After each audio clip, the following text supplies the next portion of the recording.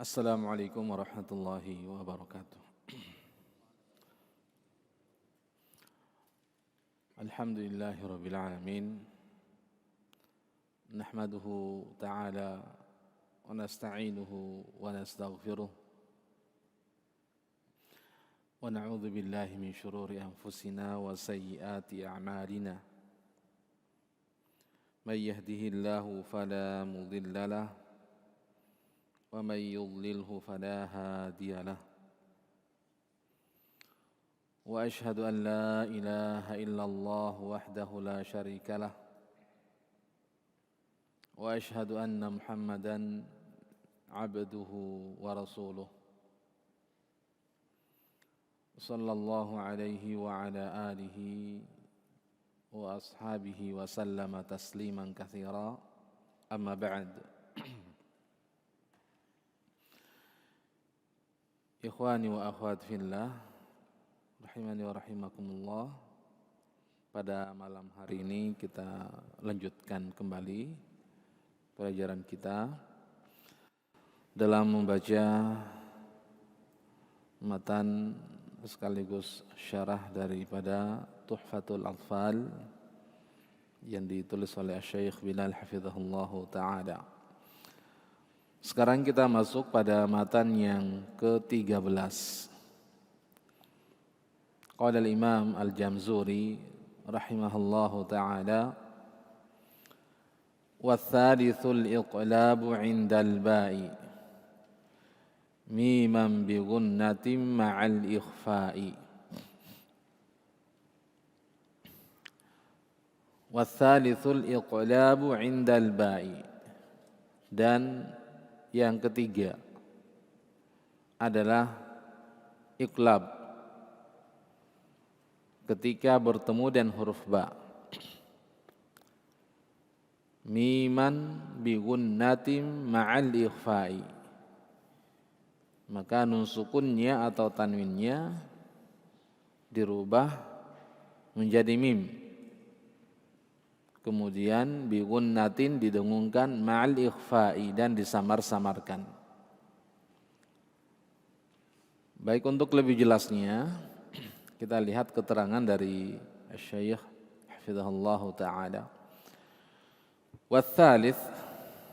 Wathalithu ay min ahkamin nunis sakinati wat tanwin.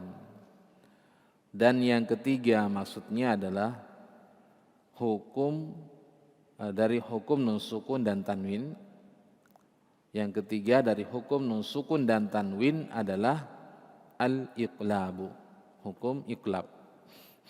Ya, jadi ini maksud daripada lafadz watsalits.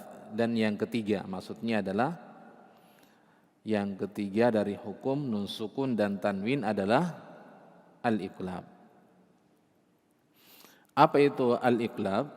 Disebutkan ay al-qalbu.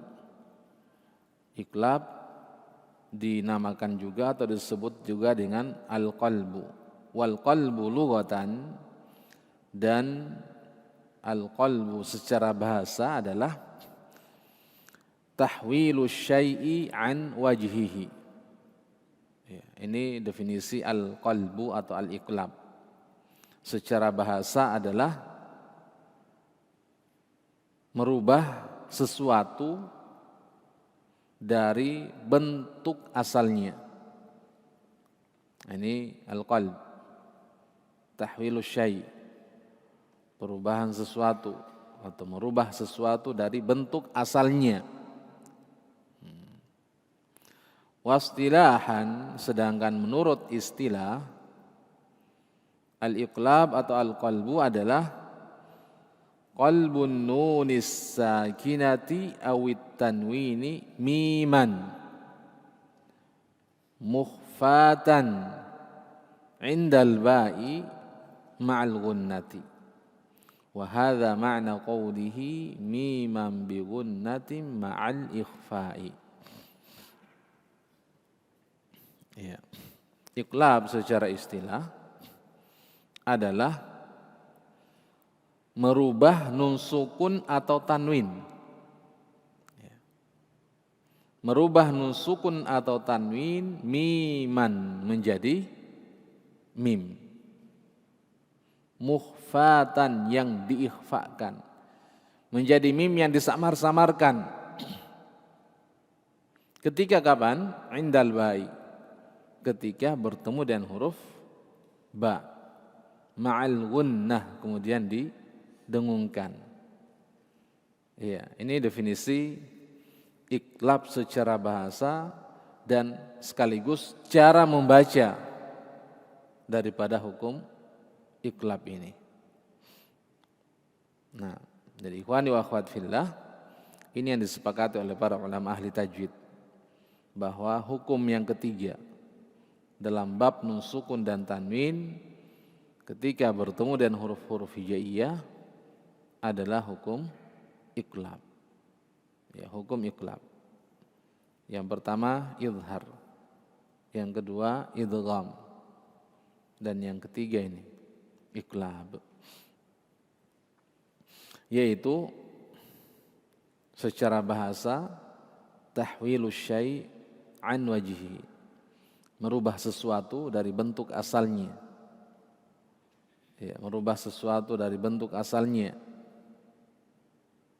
Yang asalnya terigu saya rubah menjadi martabak misalnya, ya, atau gorengannya ada molen, ada tahu isi, walaupun tahunya lebih banyak daripada terigunya.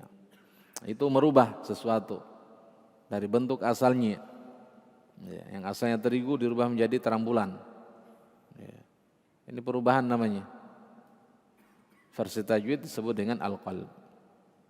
Nah, itu secara bahasa. Sedangkan menurut istilah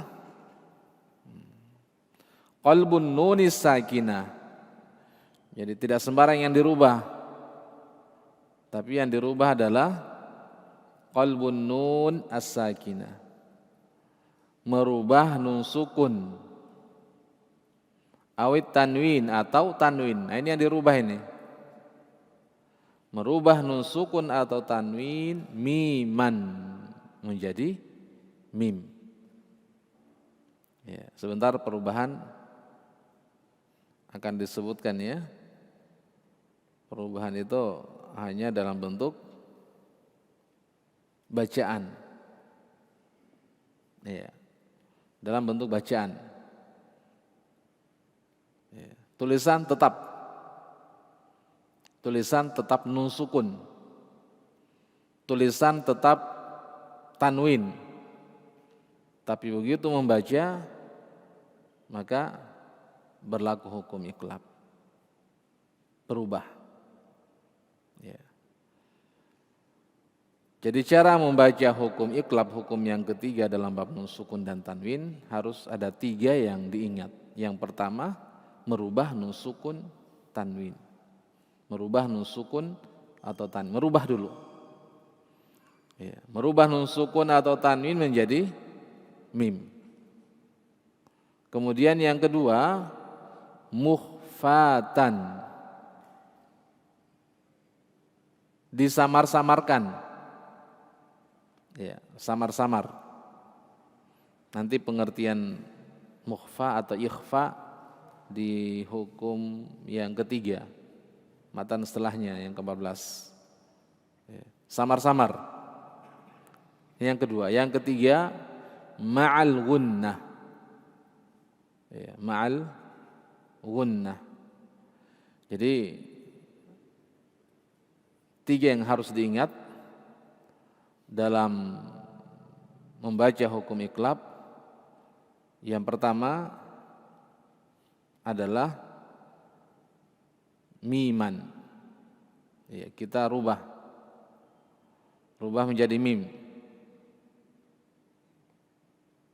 Ya, ini ya yang pertama. Kemudian yang kedua mukhfa,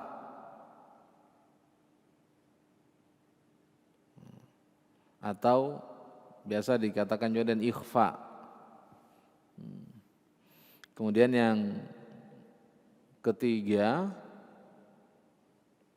adalah ma'al gunnah.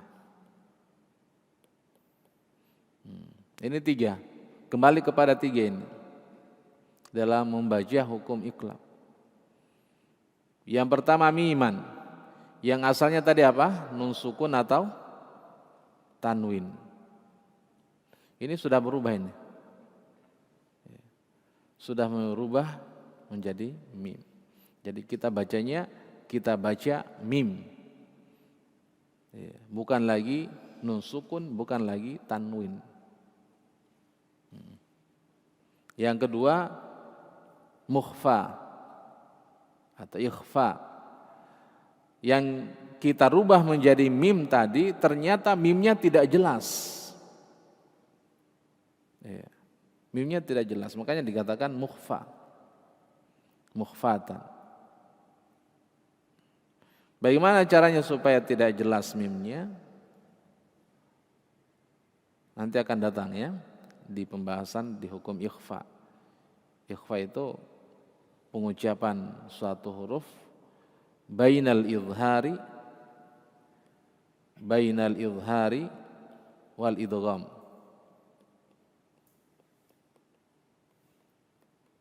Ya, ini ikhfa. Bainal idhar wal idgham. Antara jelas dan masuk. Antara jelas dan masuk itulah ikhfa. Itulah mukhfa. Hasilnya akan samar-samar. Antara jelas dan masuk mim sukunnya indal bai ke huruf ba. Ya, ini cara membacanya ya, cara yang kedua. Cara membaca yang kedua. Nah, yang ketiga setelah samar-samar itu tadi, maka ma'al gunnah. Harus ada gunnah. Ya. Jadi ini tiga hal yang harus diingat. Ya, mau dikatakan syarat boleh, karena harus kembali ke sini cara membacanya. Ya, cara membaca hukum iqlab yang sempurna maka ini miman, kemudian bi gunnatin ma'al ikhfa'i sebagaimana disebutkan oleh Syekh Al-Jamzuri rahimahullahu taala. Miman bi gunnatin ma'al ikhfa'i. Berubah dulu menjadi mim, nun sukunnya atau tanwinnya, kemudian samar-samar, kemudian tahan, gunnah, tahan. Nah, ternyata yang ditahan itu tadi yang ditahan ikhfa, yang ditahan itu dalam bentuk mukhfa, jadi tidak jelas mimnya. Baik, untuk memperjelas pembahasan ada di situ contoh ya, dicontohkan misalnya dalam ayat kalla layun badanna. Kalla layun badanna. Ada nun sukun bertemu dengan huruf ba. Nun sukun bertemu dengan huruf ba. Jadi caranya kita pastikan hukumnya apa ini. Kembalikan ke pengertian. Apabila nun sukun atau tanwin bertemu dengan huruf ba, berarti al-iqlab. Al-iqlab qalbun nun sakinah wa tanwin. Ya, maka dirubah nunnya. Yang asalnya nun di situ layun badanna, kita rubah menjadi miman. Ya, kita baca mim. Kalla layum. Kalla layum. Kita baca mim. Kemudian bi gunnatin, tahan mimnya. Kalla layum. Kalla layum. Yang ketiga ikhfa, samar-samar. Mim yang ditahan ini ternyata tidak jelas, tapi samar-samar. Gimana caranya? Padukan antara mim dengan ba. Ini perpaduan antara mim dan ba. Perpaduan antara mim dan ba. Jadi bukan lagi nun sukun ya. Bukan lagi nun sukun, bukan lagi tanwin. Tapi sudah berubah menjadi mim. Kalla la yunbadanna fil hudamah. Kalla la yunbadanna fil hudamah. Sebentar akan disebutkan oleh Syekh hafizahullah taala di matan.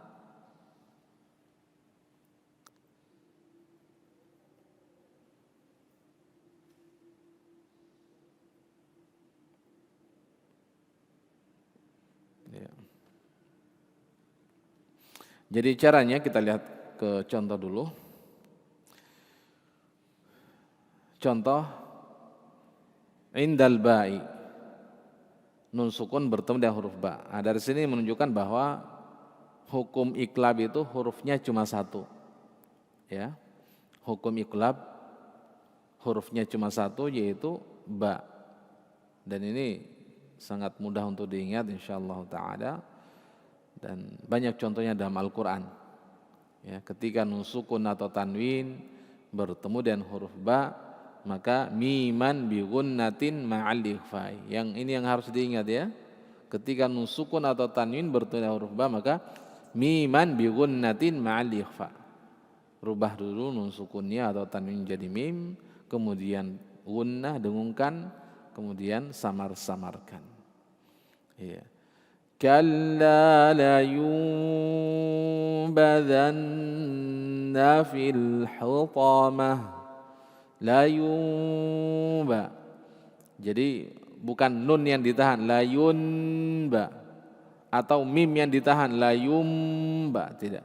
Tapi perpaduan antara mim dan ba. Gimana caranya supaya berpadu antara mim dan ba itu? Disebutkan di sini ya, di matan oleh Syekh hafizahullah taala.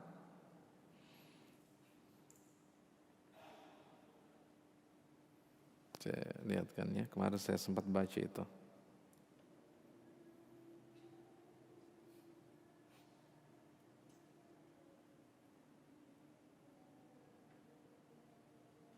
Iya, di catatan kaki ada ya, disebutkan.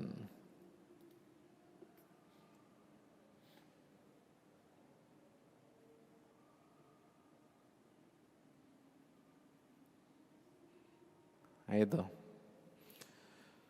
Wa illatu qalbin nunis sakinati wat tanwini miman indal ba. Ini yang biasa dipermasalahkan ini. Makanya beliau tulis dengan illah. Ya. Illahnya ketika merubah nun sukun dan tanwin menjadi mim, ketika bertemu dengan huruf ba, beliau sebutkan di situ, lam yahsunil izhar. Ya, tidak benar kalau di izhar, dibaca jelas. Apanya? Nunnya. Apanya lagi? Tanwinnya. Ya. Tidak benar kalau dibaca jelas nun sukunnya atau tanwinnya. Li'annahu yastalzimul ityana bil gunnati fin nuni wat tanwin thumma itbaqas syafatain min ajlin nutqi bil ba'i aqibal gunnati wa fi kulli hadza usrun wa kulfatun. Ya. Jadi tidak benar kalau dibaca jelas nun sukunnya atau tanwinnya. Kenapa? Karena ketika kita membaca seperti itu, maka mengharuskan ada gunnah pada nun, mengharuskan ada gunnah pada nun dan pada tanwin. kemudian akan itbaqos syafatain. Syafatain ini akan bersentuhan, akan tertutup. Ya. Karena min ajlin nutqi bil ba, mengucapkan huruf ba. Ya, karena mengucapkan huruf ba, dan ini akan keberatan, ya. Dan pada setiap pengucapan ini, ketika nusukun atau tanwin bertunda huruf ba dengan menutupkan bibir itu tadi, wa fi kulli hadza usrun wa kulfatun, itu akan berat dan akan membuat keberatan cara membacanya, akan sulit dan berat. Itu wa fi kulli hadza usrun wa kulfa, akan kesulitan dan memberat-beratkan diri dalam membaca. Nah, beliau akan sebutkan nanti caranya itu, bibir hanya cukup disentuhkan saja, ya. Disentuhkan saja, tidak sampai mengkerutkan bibir. Ya, kalau mengkerutkan bibir berarti menutup rapat betul itu bibirnya. Ya, kalau mengkerutkan bibir berarti bibirnya sampai tertutup rapat. Ini tidak, cukup disentuhkan saja.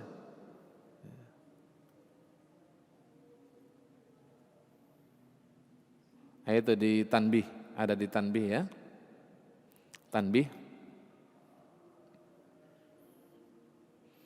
Tanbihun liyahdharil qari'u hala nutqil qalbi minal mubalaghati fil dhaghti ala syafataini wa kazzihima.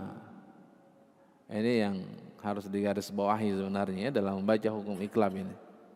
Ya, tanbih, boleh ingatkan. Hendaknya para pembaca Al-Quran itu menghindari, berhati-hati. Ya.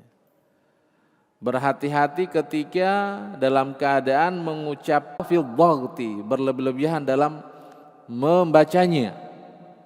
Ya. Berlebih-lebihan dalam membacanya. Kemudian wakazzihima, ya, berlebih-lebihan dalam membaca di bibir, dan wakazzihima, mengkerutkan bibir. Ya. Kalau kita mengkerutkan bibir berarti menutup rapat, betul-betul menutup rapat bibir kita. Ya. Atau rapat sekali, jangan. Ini boleh ingatkan di sini ya. Ala syahfidahullah ta'ala.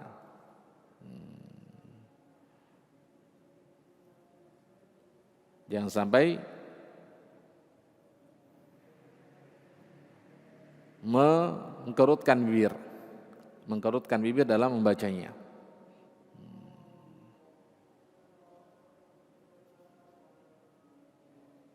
Jadi cukup disentuhkan saja, disentuhkan bibirnya. Bal hayatus syafatain wahidah antakuna muntabiqataini duna kazzin. Itu paling bawah ya. Paling bawah sebelum masuk di nomor 2. Ya. Hanya saja bentuk bibir itu bentuk bibir, dua bibir menyatu. Bentuk bibir kita menyatu. Kita sentuhkan saja, bersatu, menyentuh. Hanya saja muntabiqataini duna kazzin, pengucapan itu tidak sampai mengkerutkan bibir, tetap bersatu, menyatu, bersentuhan. Kedua bibir bersentuhan, hanya saja tidak sampai mengkerut. Ya, ini yang beliau ingatkan, hafizahullah ta'ala. Kemudian di akhir beliau katakan wallahu a'lam. Jadi seperti itu. Ya, ini yang disebutkan oleh kebanyakan para ahli tajwid. Dan juga tidak membiarkan ada ada furja, ada rongga. Ya, tidak membiarkan juga ada rongga. Nah, justru di situ akan lebih banyak membuka kesalahan dalam membaca hukum iqlab. Ya. Kita membiarkan ada furja misalnya dalam membaca ayat tadi ya. Kalla la yubadanna fil hudamah. Kalla la hilang, mimnya hilang. Kenapa? Karena membiarkan ada furja. Jadi seperti apa yang diarahkan oleh Syarih rahimahullahu taala itu posisi hayatul syafatain wahidah. Posisi bibir kita ini tetap menyatu bersentuhan, ya, tetap menyatu bersentuhan. Hanya saja duna kazin, tidak sampai biduni kazin, tambah tidak sampai mengkerut bibirnya, ya. Tidak sampai merapatkan betul bibirnya, tidak. Jadi hanya menyentuhkan saja. Nah, dengan menyentuhkan seperti itu akan melahirkan mukhfatan, ikhfa bainal izhar wal idgham, antara jelas dan masuk mim sukunnya ke huruf ba. Baik, untuk memperjelas pembahasan kita baca contoh-contoh daripada hukum iqlab ini.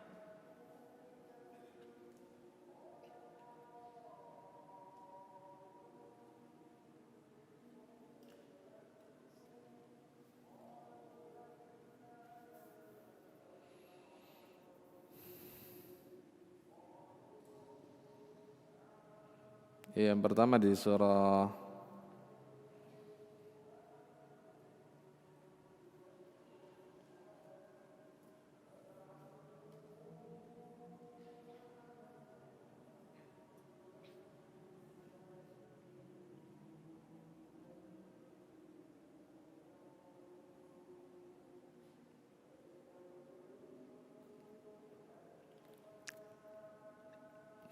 ya kalla la yumbadanna fil hudamah.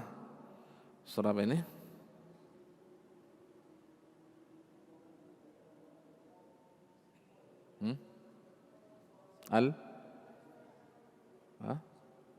Al-Humazah. Al-Humazah? Nah. Baik, kita baca ya. Jadi ingat tadi hanya disentuhkan bibir, kemudian gunnah ma'al ikhfa. Miman bi gunnatin ma'al ikhfa. Kalla la yunbadanna fil hutamah.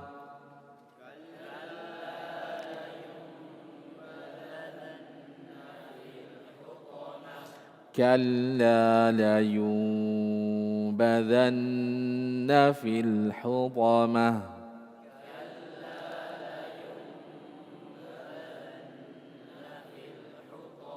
Jadi meringankan saja, ringankan bibirnya, tetap menyatu bibir. Ya, tetap menyatu bibir tapi diringankan, ya, sentuhkan seperti yang diarahkan oleh Syarih rahimahullah hafizallahu taala. Kita ulang sekali lagi. Kalla la yunbadanna fil hudamah.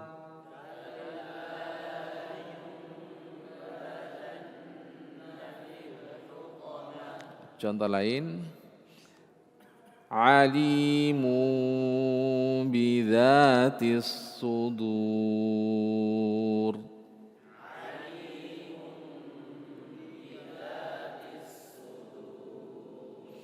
Alimu bidzatis sudur.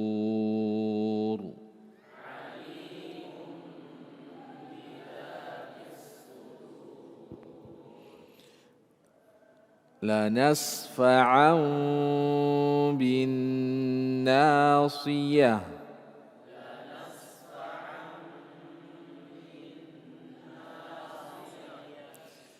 La nasfa'an bin nasiyah.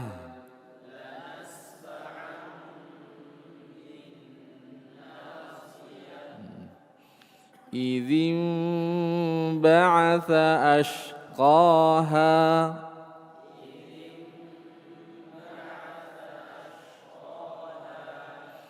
بذنبهم فسواها.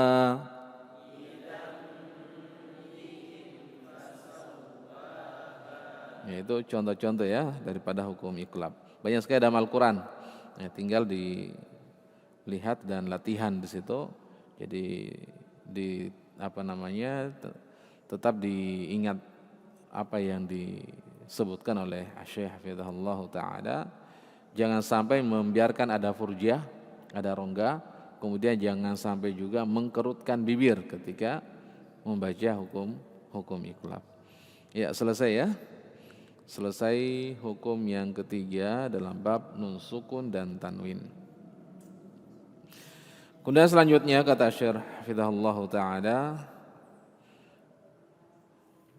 beliau sebutkan perkataan Al-Imam Al-Jamzuri rahimahullahu ta'ala, warrabi'ul ikhfa'u 'indal fadili minal hurufi wajibun lil fadili. Warrabi' dan yang keempat adalah hukum ikhfa 'indal fadili. Hukum ikhfa pada sisa, pada kelebihan. Ya, al-fadil kelebihan kan. Makanya kalau ada orang yang kita muliakan, ada orang yang kita mau lebihkan, ada orang yang kita mau tinggikan, kita panggil apa? Al-fadil gitu ya. Yang lebih mulia. Di sini pada ikhfa pada sisa minal huruf, sisa huruf, pada kelebihan huruf. Kalau kita mau memanakan secara kata di situ seperti itu ya. Pada sisa huruf yang wajib bagi para orang-orang yang memiliki kemuliaan. Artinya wajib di sini sebentar beliau akan sebutkan apa itu makna wajib. Nah, kata beliau hafizahullah ta'ala, ar-rabi' ay min ahkamin nunis sakinah. Min ahkamin nunis sakinah. Hukum yang keempat dari hukum nun sukun. Hukum yang keempat dari hukum nun sukun dan tanwin adalah al-ikhfa. Dan ini juga kesepakatan para ulama dari ahli tajwid, ya, para ulama dari ulama ahli tajwid, mereka menyepakati bahwa hukum yang keempat dalam bab nun sukun dan tanwin itu adalah hukum ikhfa. Ya. Jadi kalau sudah disepakati seperti itu, maka penyebutannya sesuai dengan urutan. Ya, jangan disebut hukum yang pertama dalam bab nun sukun dan tanwin adalah hukum ikhfa, yang kedua hukum iqlab, yang ketiga hukum izhar, tidak. Tapi sesuai dengan penyebutannya, sesuai dengan apa yang telah disebutkan oleh para ulama ahli tajwid. Kenapa? Karena itu yang disepakati. Iya. Hukum tersebut yang disepakati. Jadi yang pertama adalah hukum izhar, yang kedua adalah hukum idgham, yang ketiga adalah hukum iqlab, dan yang keempat adalah hukum ikhfa. Nah, cara penyebutannya nanti seperti itu. Karena itu yang disepakati. Nah, jadi yang keempat adalah ikhfa yang terjadi pada sisa huruf dari huruf-huruf hijaiyah yang wajib, ya, menurut para ulama al-fadil. Al-fadil di sini ulama qiraah, ulama ahli tajwid. Nah, al-ikhfa'u wa huwa lughatan as-sitru, atau as-satru. Nah, itu as-sitru. Al-ikhfa secara bahasa adalah as-sitru, tertutup. Sedangkan menurut istilah, ikhfa adalah an-nutqu biharfin bisifatin bainal idhari wal idgham arin 'anit tasydid ma'a baqa'il gunnati fil harfil awwal ay an-nunis sakinati wat tanwin. Ya, dan cara membacanya kembali ke hukum atau ke definisi secara istilah. Ikhfa secara istilah adalah pengucapan huruf antara sifat izhar atau dengan sifat antara izhar dan idgham. Ini yang saya berikan tadi. Pengucapan huruf antara izhar dan idgham, antara jelas dan masuk. Arin 'anit tasydid, yang kosong dari tasydid.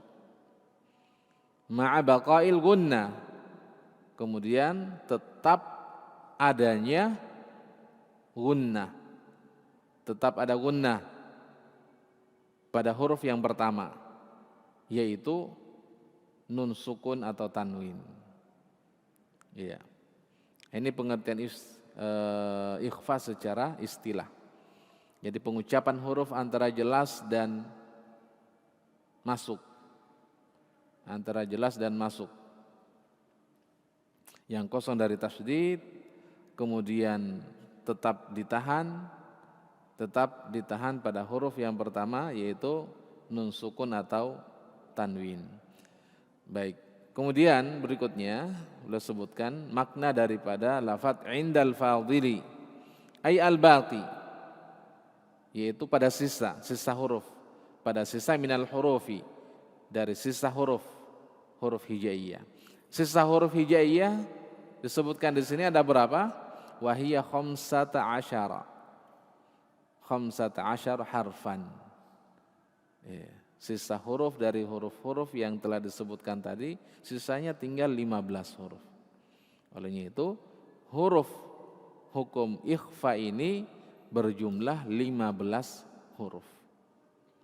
Sisa huruf idhar, sisa huruf idgham, dan sisa huruf iqlab. Selain huruf idhar, idgham, iqlab itu masuk di huruf ikhfa seluruhnya. Jadi jumlahnya ada 15 huruf. Ya. Kemudian wajibun.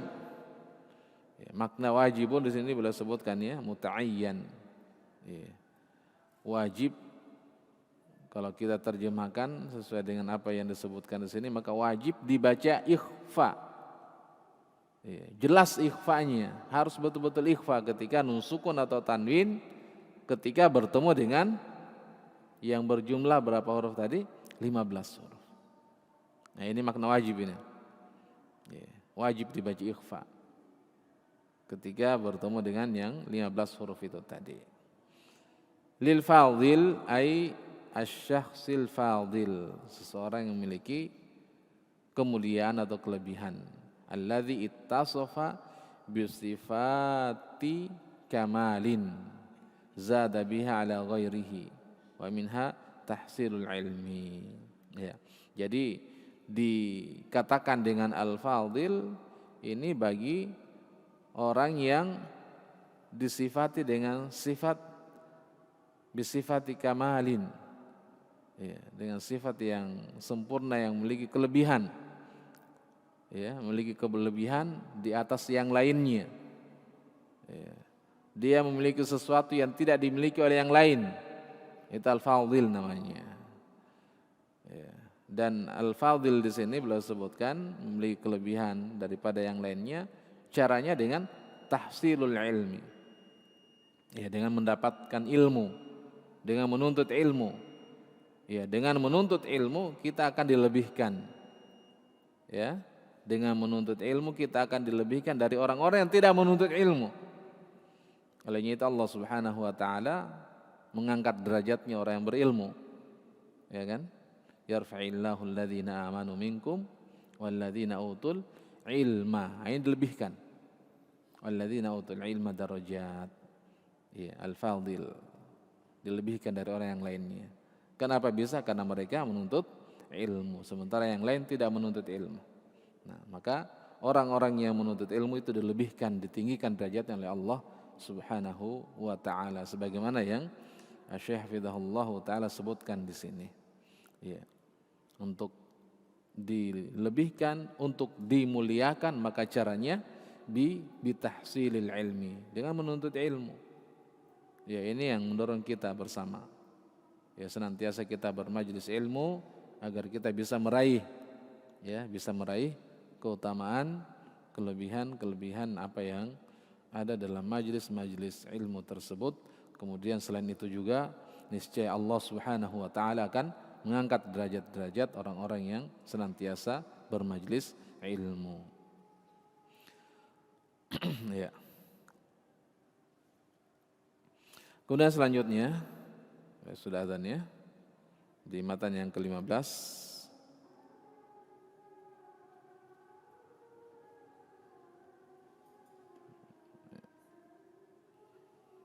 Baik, di matan berikutnya insya Allah nanti kita baca pada pertemuan yang akan datang.